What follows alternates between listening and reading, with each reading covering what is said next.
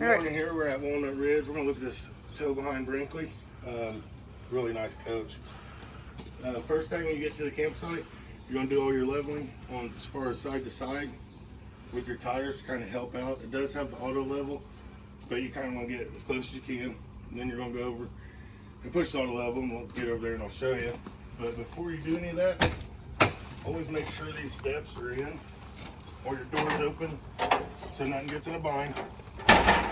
And after you've auto leveled, you get this thing where you like it. You can come over here, bring your steps down.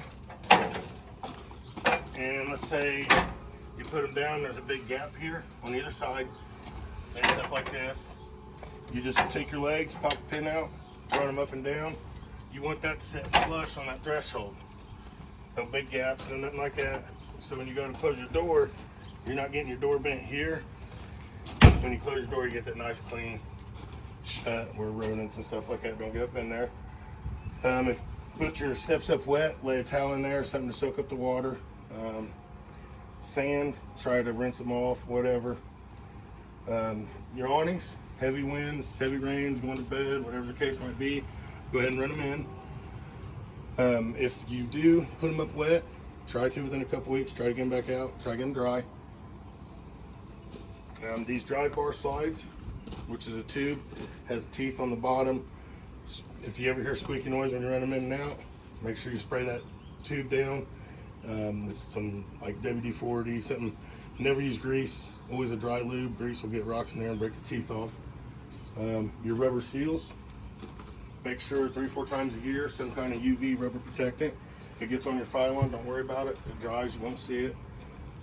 Anytime you run the slide in, make sure the roof's cleared off. Anytime you run the slide in or out, make sure you open the door to relieve that pressure, because this slide is going to bring in all that pressure, and these are sealed tight.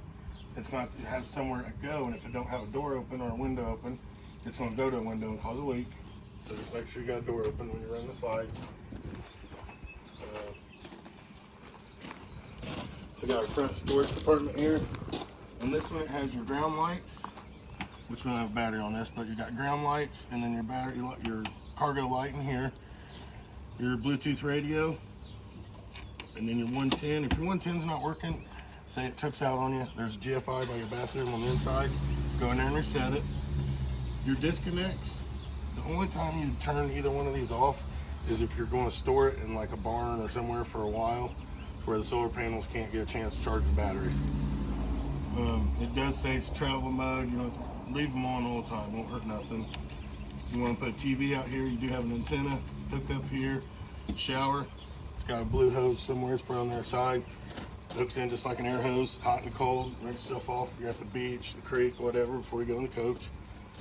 It does have, if you look over here on the wall, it does have the tool to be able to run your slides in manually and to lower your spare tire. On the front here, got this nice little box with your LP.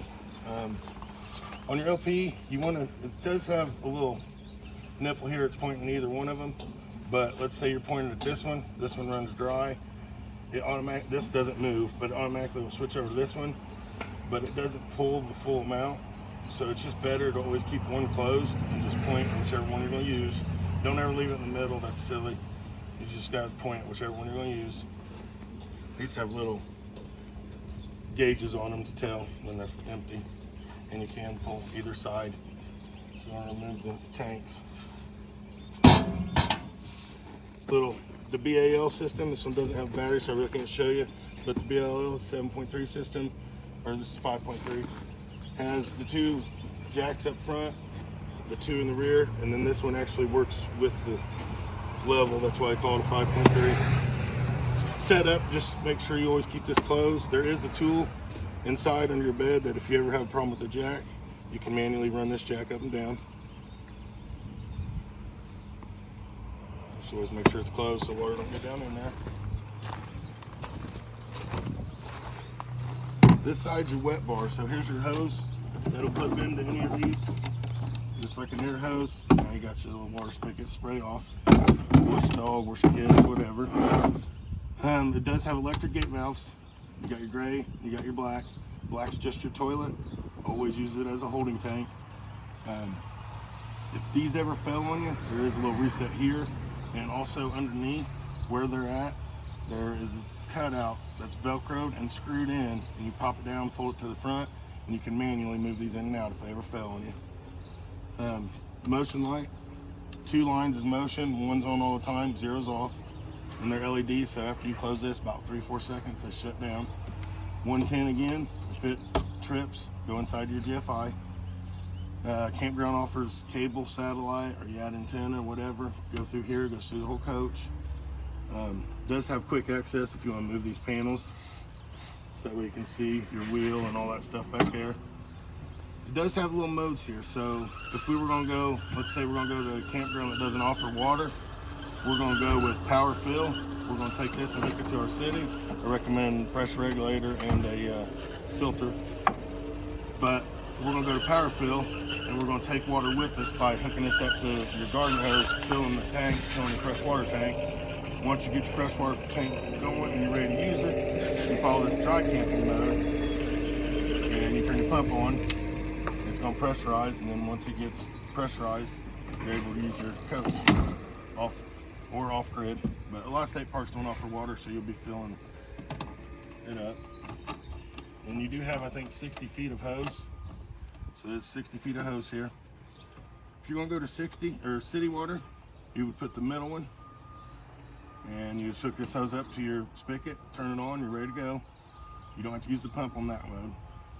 Winterize, you do use the pump, but you pull this out and stick it in some antifreeze, suck through the whole system, and then siphon, sanitize your tank via hose. Does have a black tank flush. If you're gonna use that, you're gonna come up here and open the black tank. You're gonna put it open before you apply any water, and then when you go to apply water, turn your water on. Say you're hooked up to city, let it run 15-20 minutes.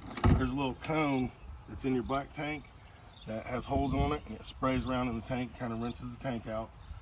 If you do use it though, you gotta make sure your black valve's open, so that way all that water has somewhere to go, because this goes up to a check valve and then down to the tank, and you want to be able to have somewhere for the water pressure to release. If you do use it though, you do gotta winterize it, so do remember that. You don't want to forget that. And if you're winterizing through here, through the hose, this will winterize everything through this spigot here. Makes it really nice. And then you close your valves. It's nice to have where you can turn the water pump on out here and inside. It's kind of a nice feature. Your sewer hose holder. Your sewer hose, you got one outlet. If your sewer hose slides to the other side, it does have access where you can open that from either side. And then you got your plug-in, 50 amp plug-in, cord somewhere in there. Usually they're 30 to 36 feet of cord. I do recommend surge protectors, and not just a single hit, get a multi-hit. They may be costly, but it could, a lot of campgrounds haven't been, their electric haven't been worked on in years. So it's nice to do. I do recommend mud dauber screens for your furnace. Hornets, wasps, mud daubers, they get in there, they run your furnace. Same slide as the other side, it's the dry bar. A little motion, it's kind of light. They call it a scare light inside. So if you're over here working at night, you can have that on. It's really bright, it's nice. These little holes are where that tool, you can run the slides in. The other side has 2 holes, one's for a tire and one's to run the slide in. The tankless heater, this is like everything I've heard from these, from everybody that says anything, say they're really nice. Basically all you do when you're ready to go, turn it to I, you're on, there's a digital screen inside, goes from 96 to 120, 122, whatever it is. You turn that on in there, that's when it turns on, and it will not turn on until water's flowing through it. But if you're trying to mix hot and cold, you're not going to, it's going to keep kicking it out. So what you do is you turn on, you put the number on whatever number you like, turn on just the hot, and it's going to stay at that temperature that you got it at. So if you like a hot shower, go to 120, 122, you're going to get a hot shower that whole time. You don't have to worry about mud dauber screens on these now. It makes it nice. It does have nice solid ladder, so periodically get up on your roof, check for cuts, scrapes, screw heads popping out around your fence, anything like that, you know, immediately take care of it. Or you can use this as your towel rack, hang your towels up to dry after you went to the pool or whatever. Nice rear storage, 150 amp cord. It does have a little motion light and 110 in here. Same way as the other ones, 2's motion. Nice big area though.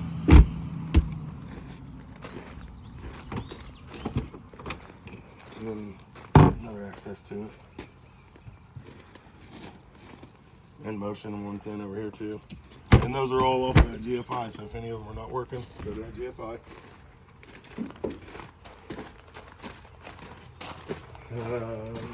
We'll go inside.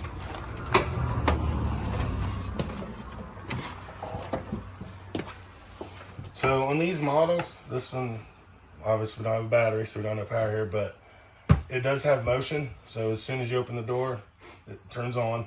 Everything will light up. It'll tell you on your fresh tank, be empty, 1/3, 2/3 full. Your black tank, same way. Gray 1, gray 2. What it does is it's got 2 45-gallon tanks side by side, but 1 gate valve. So they may fluctuate. One may fill more than the other. Just depends on how you're setting in the ground, how level you are. Awning 1, awning 2, all your LED lights across your awnings. Ceiling, and then your scare light, that's the one I was talking about, is on the other side of the camper. Soffit is these little lights in your soffit. And the Bluetooth, you can push Bluetooth to connect to your phone, so you can do any of this on your phone through the Lippert One control. Download that. Pendant lights, island lights, water pump, tank heaters. Tank heaters are just pads underneath all the tanks. That way if it's getting cold out, it helps it from freezing. They're not going to completely keep them from freezing. So if you are going to camp when it's that cold, add some antifreeze to everything. Awning, retract, extend, and then slide outs, retract, or in and out. Always make sure there's no debris on the floor before you bring the slides in.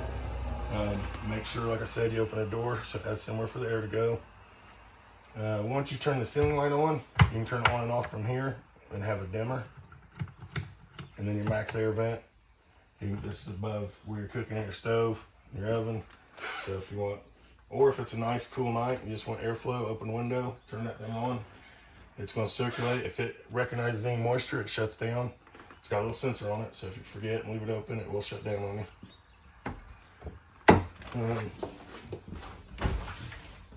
On this one, you got your breaker panel down here. Your 110 is just like your breakers at home. So if those trip, just go reset them.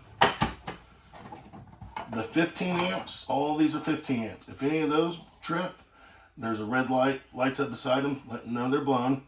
The 130 amp is for your converter. Your converter is what takes 110 and turns it to 12 volt. So if you come in, your lights are real dim, and you're plugged into the wall, change out that 30 amp fuse, that's usually what's blown. Over here on this side, we got LP and carbon monoxide detector. So that way, and it's hooked up to 12 volt. Your Smoky's not, it's about 9 volt, so you're probably gonna change it every season. On a nice night, I would run the fireplace on a 40-degree night instead of wasting your LP running your furnace. TV has go in, search for channels. You're gonna get quite a bit depending on where you're at. Always before you run this slide out, your kitchen slide out, make sure these doors, so walk around here and make sure these doors aren't open. Or when you're running them, just make sure, and it's got a little strap here. That way you don't get any of that in a bind.